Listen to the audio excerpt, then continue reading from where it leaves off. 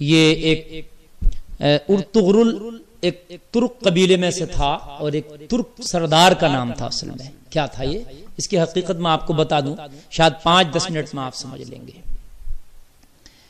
دیکھیے اصل میں ایسا تھا، یہ تقریباً 1170-80 کے دشک کی آس پاس کی بات ہے کہ جس وقت عباسیوں کا دبدبا اور دور ختم ہو رہا تھا اور اس وقت ایوبیوں کا بھی دبدبا اور دور ان کا ختم ہو رہا تھا، وہ کمزور پڑ رہے تھے.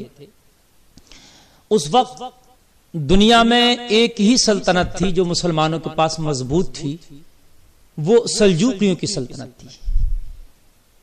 سلجوقی سلطنت ایک مسلمانوں کی قیام گاہ، پناہ گاہ بس وہی تھی. باقی مسلمان جگہ جگہ قبیلوں میں بٹ چکے تھے، جگہ جگہ قبیلوں میں بٹ گئے تھے، الگ الگ قبیلے ہو گئے تھے، بٹ گئی تھی ریاستیں ان کی. بس ایک سلجوقی سلطنت مضبوط تھی، وہ بھی صلیبیوں اور منگولوں کے درمیان پھنسی ہوئی تھی. یعنی صلیبیوں اور منگولوں کے نشانے پر تھی سلجوقی سلطنت بھی، جس کا سلطان علاؤالدین، جس کا سلجوقی سلطنت کا روح روا بچا ہوا تھا، لے دے کے ایک سلطنت بچی تھی. اس وقت مسلمان اپنی تنزلی کی طرف جا رہے تھے، یعنی سلطنتیں ٹوٹ گئی تھی، قبیلوں میں بٹ گئے تھے. تو ترکی میں آج وہ علاقہ ترکی میں ہے، اس وقت ایک قبیلہ تھا ترکوں کا. اصل میں ترک اسے خطے کے لوگ جو بستے تھے ادھر، وہ سب لوگ اپنے آپ کو ترک کہلاتے تھے. بیگ بھی یہ ترک لوگ لگاتے تھے اپنے نام کے آگے، یا خان یہ بھی اپنے نام کے آگے یہ ترک لوگ اس دور میں لگاتے تھے. اور ان کی لڑکیاں خانم لگاتی تھیں، اور بیگ مرد لگاتے تھے، بی جو تھی وہ ان کی لڑکیاں لگاتی تھیں. سردار کے معنی کا لفظ، خان کے معنی بھی سردار اور محافظ کے آتے ہیں، اور بیگ کے معنی بھی سردار اور بادشاہ کے آتے ہیں. بہرحال تو اس وقت میں ایک قبیلہ تھا جس کا نام تھا کائی قبیلہ. اس کا ایک سردار ہوا کرتا تھا جس کا نام سلیمان شاہ تھا. بہت بڑا عادل شخص تھا یہ، اللہ کا بہت بڑا، اللہ سے ڈرنے والا، اللہ کے احکام کو زمین پر نافذ کرنے والا، عدل و انصاف والا، خدا سے ڈرنے والا اور لوگوں کا سچا ساتھی تھا سلیمان شاہ. اور کتاب و سنت کے مطابق زندگی گزارنے والا تھا. یہی قبیلہ آگے بڑھ کر دنیا کی تقدیر بدلنے والا ہے، کسے پتا تھا. اسی قبیلے کے اندر یہ پروان چڑھتا رہا، ہلکی پھلکی ہجرتیں بھی ہوئیں اس قبیلے کی، لیکن سلیمان شاہ کی مخالفتیں بھی بہت کی اور بہت مصیبتوں کا سامنا بھی کرنا پڑا، لیکن وہ شخص مرد مجاہد کی طرح کھڑا رہا. اپنے قبیلے کو حلال کمانا اور حلال کھانا اس نے سکھایا، اور جن کی روزیوں میں حلال آ جاتا نا، ان کی نسلیں دنیا میں ایک نئی تاریخ رقم کرتی ہیں. اپنے انتقال کے موقع پر بھی جب دیکھا گیا نا تو چند ہتھیار ہی تھے جو اس کے ورثے میں تھے، باقی اس کے ورثے میں کچھ نہ بچا تھا. اس کے بعد کسی دریا میں اس کی ڈوب کر انتقال ہو گیا، اور اس نے اپنے کئی بیٹے چھوڑے تھے. اس میں اس کا ایک بیٹا تھا جس کا نام تھا ارطغرل غازی. بہت نیک شخص تھا یہ ارطغرل جس کا نام تھا. آج بھی ترکی میں ارطغرل کی قبر باضابطہ طور سے بنی ہوئی ہے، اور بہت سی وہ ان کی تبرکات اور وہ تاریخی باتیں لکھی ہوئی ہیں وہاں پر باضابطہ طور سے. ترکی نے اس کو محفوظ کر کے رکھا ہے. ارطغرل جب یہ بڑا ہوا تو بڑا ہونے کے بعد میں اس نے اپنے باپ کے نقش قدم پر چلا، اور باپ کے نقش قدم پر چلنے کے بعد اس نے بھی حق اور انصاف کو بلند کیا. پھر اس کی بہت مخالفتیں ہوئی، لیکن یہ کسی کی بھی مخالفت کو اس نے پیچھے مڑ کے نہیں دیکھا، آگے بڑھتا چلا گیا. اور اللہ کی زمینوں پر عدل و انصاف کو بڑھتا چلا گیا. پھر یہ ہجرت کر کے بازنطینی کی سرزمینوں پر، جہاں پر صلیبیوں کی کہہ لیجئے گا قیام گاہیں تھیں اور ان کی سرحد تھی، وہاں پر یہ اپنے قبیلے کو جو ہے منتقل کرنے کے لیے لے کر چلا. اس نے پرچم، قرآن کے پرچم کو آگے رکھا تھا اپنی زندگی میں. یہ ہجرت کر کے جا رہا تھا، اس کے ساتھ تقریباً 400 سے 500 سپاہیوں کا قافلہ صرف موجود تھا جو اس نے ہجرت کی. جاتے جاتے راستے میں دیکھا کہ دو فوجیں آپس میں جنگ کر رہی ہیں. ایک فوج کے قدم اکھڑ رہے ہیں اور ایک فوج کے قدم جم رہے ہیں. اس نے دونوں میں سے کسی کی اس کو پہچان نہ تھی کہ غالب آنے والی فوج کون ہے اور مغلوب ہونے والی فوج کون ہے. اس کا تو ایک ہی کام تھا کہ مظلوم کا ساتھ دو، جو پٹ رہا ہے اس کا ساتھ دینا اس نے اپنا مشغلہ بنا لیا تھا. ارطغرل نام کے اس شخص نے جب اس نے دیکھا کہ ایک فوج کے قدم اکھڑ رہے ہیں، مغلوب ہو رہی ہے، تو اس نے اپنے ان 400-500 سپاہیوں کو، جو چھوٹی سی اس کی ایک نفری تھی، اس نے حکم دیا کہ حملہ کر دو.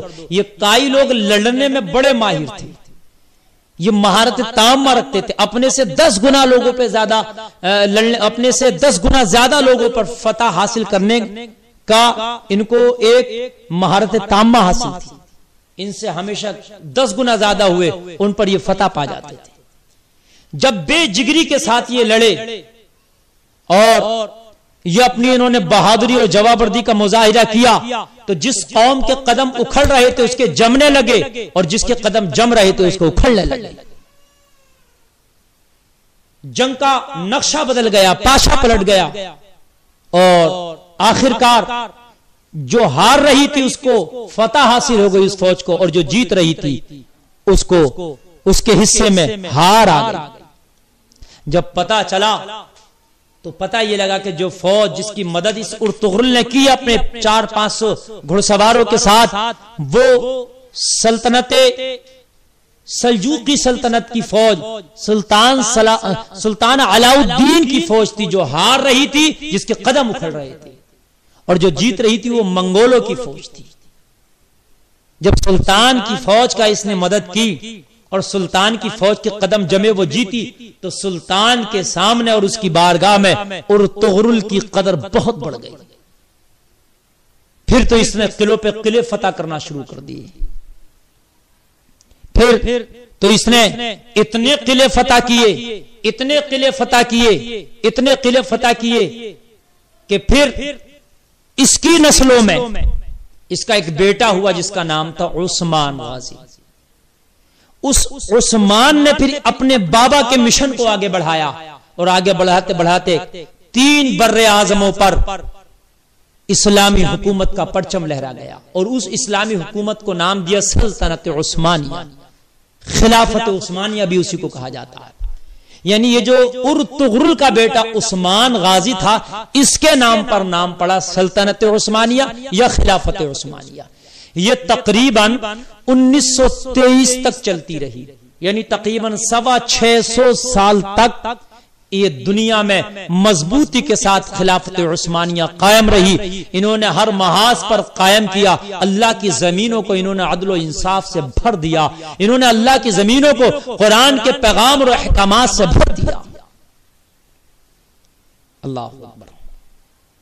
اور آج بھی مصر کے میوزیم میں جا کر کے دیکھو، وہ کلہاڑا ایک شخص تھا جس کا نام تھا ارطغد غازی، جو اس کے ساتھ لڑتا تھا، ارطغرل کے ساتھ جو لڑا، وہ تقریباً 125 سال کی انہوں نے عمر پائی. بہت نیک تھے بھی، بہت نیک، ولی صفت شخص، بہت بہادر ترکوں میں ان کا شمار ہوتا. ہمیشہ کلہاڑے سے لڑتے تھے. آج بھی ترکی کے میوزیم میں وہ کلہاڑا ان کا موجود ہے، اور اس پر کائی کی مہر لگی ہوئی ہے. کائی کی مہر، وہ آئی پھر وائی پھر آئی، اس طریقے سے ڈبل آئی بیچ میں وائی، اس طریقے سے ان کی ایک مہر، نشان و شناخت ہے ان کے قبیلے. تو یہ ارطغرل غازی کا جو سپاہی تھا، ارطغرل غازی جو کلہاڑے سے لڑتا تھا، یہ سلیمان شاہ کے ساتھ بھی لڑا، ارطغرل غازی کے ساتھ بھی لڑا۔ ارطغرل غازی نے تقریباً 90 سال کی عمر پائی، 90 سال تک لڑتا رہا۔ اور یہ جو ارطغرل غازی کا سپاہی تھا، ارطغرل غازی جس کو جو ہے تاریخوں میں نور گل کے نام سے بھی یاد کیا گیا، تو یہ 125 تو عثمان غازی کے ساتھ بھی یہ لڑا۔ اللہ اکبر۔ اور پھر انہی کی نسلوں میں آگے بڑھ کر ایک شخص پیدا ہوا اسی ارطغرل غازی کی نسلوں میں، جس کا نام تھا محمد خان ثانی، جس نے قسطنطنیہ کو فتح کیا تھا۔ قسطنطنیہ کو فتح کرنے والا بھی اسی ارطغرل کی نسل میں تھا، جس کے بارے میں اللہ کے رسول نے فرمایا تھا جو قسطنطنیہ جو جماعت فتح کرے گی بے حساب و کتاب کی جنت میں جائے گی۔ ان لوگوں نے اپنی پرمپراؤں کو اور انہوں نے اپنی تاریخ کو اور انہوں نے اپنے مذہب کو مضبوطی کے ساتھ پکڑا، تو اللہ نے ایسی ان کو کامیابی دی، ایسی کامیابی دی کہ 3 بر اعظموں پر ان کی حکومت تھی، سلطنت عثمانیہ چلتی تھی، یورپ، ایشیا اور افریقہ۔ جب 1923 کے بعد اس پہ بین لگا اور جب یہ ٹوٹی تو اس سے ٹوٹ کر 40 ملک نکلے۔ حجاز مقدس پر بھی انہی کی حکومت تھی۔ حرمین شریفین کی میزبانی بھی یہی کرتے تھے، اور بڑے مؤدب لوگ تھے۔ یہ ٹناٹن سنی لوگ تھے، کٹر سنی لوگ، نبی کے سچے عاشق۔ آج بھی خانہ کعبہ کے غلاف کو پکڑ کے رو رو کے دعائیں کرتے ہیں، مولا وہ میزبانی ہمیں پھر عطا کر دے جو 1923 تک ہمارے ہاتھوں میں تھی، ہم سے کیا خطا ہو گئی کہ وہ میزبانی تو نے ہم سے واپس لے لی، مولا وہ میزبانی ایک بار سے پھر ہمیں عطا کر دے۔ آج بھی ترکی کے لوگ آتے ہیں، ان کے جتھے غلاف کعبہ کو پکڑ پکڑ کے دعائیں کرتے ہیں، رو رو کے دعائیں کرتے ہیں، یا اللہ آج پھر ہمیں حرمین شریفین کی میزبانی عطا کر دے۔ اسی لیے سعودیہ کے ان کے خلاف ہے آج، یہ سعودیہ کے شیخ اور یہ متوع یہ خلاف ہیں، اس لیے کہ یہ پکے عاشق رسول تھے۔ ارے اب تک مدینہ شریف سے ترکی کو ٹرین کی پٹری باضابطہ طور سے بچھی ہوئی ابھی تک موجود ہے، وہ ٹرین چلتی تھی، اس کے انجن پہ لکھا ہوا تھا الصلاۃ والسلام علیک یا رسول اللہ۔ جب نبی کریم صلی اللہ علیہ وسلم کا نام آتا ہے تو اپنے سینے پہ محبت سے ہاتھ رکھ لیتے ہیں ادب کے لیے۔ اللہ میں تو دعا کرتا ہوں ایسے عشاق رسول کے ہاتھوں میں پھر میرا مولا حرمین شریفین کی پھر میزبانی عطا کر دے انہیں، تاکہ یہ لوگوں کے دلوں سے نبی کا عشق چھیننے کی کوشش نہ کریں، پھر جو وہاں کے میزبان ہوں وہ لوگوں کے دلوں میں نبی کا عشق بھرنے کی کوشش کریں۔ اس کا نام بھی حجاز مقدس تھا، لیکن آج اس کو سعودی عربیہ کہا جاتا ہے، اس لیے کہ آل سعود کے نام پر اس کو رکھا گیا۔ اللہ اکبر۔ یہ ان کی ایک مختصر سی تاریخ ہے۔ پھر وہ بین لگا دیا گیا اور آخر میں اس کو جو ہے توڑ دیا گیا، اور 1923 کے بعد ختم ہو گئی۔ تقریباً 650 سال یہ ارطغرل غازی نے جو درخت لگایا تھا اور اس نے خواب دیکھا تھا، اور اس کے پیر و مرشد ابن العربی نے اس خواب کی تعبیر بتائی تھی کہ میں نے بہت بڑا سا درخت دیکھا ہے، اس درخت نے دنیا کو گھیر لیا ہے، تو کہا تھا اس کی تعبیر یہ ہے تیری سلطنت پوری دنیا کو گھیر لے گی، اور تو اللہ کی زمینوں پر اللہ کا نظام قائم کرے گا، اللہ کا عدل و انصاف قائم کرے گا۔ یہ معاملہ ہے۔